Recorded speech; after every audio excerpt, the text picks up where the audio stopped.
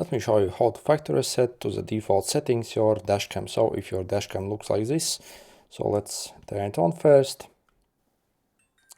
Okay, as you see, you have these buttons on the bottom of it. So what you do is you simply press and hold the M button.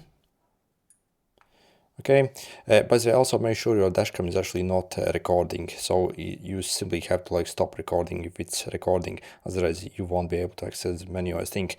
So then we are going to press M once more to jump to this setup menu over here, and we're going to use these buttons over here now to cycle to the default settings. So accept with the power button here. So cycle to the OK, and again accept with the power button. And you see, it will take a few seconds essentially, and then it's done. So it will reset all the settings to default again. If there were some glitches, or again you maybe need to return this camera again, make sure to do it, obviously. Anyway, good luck.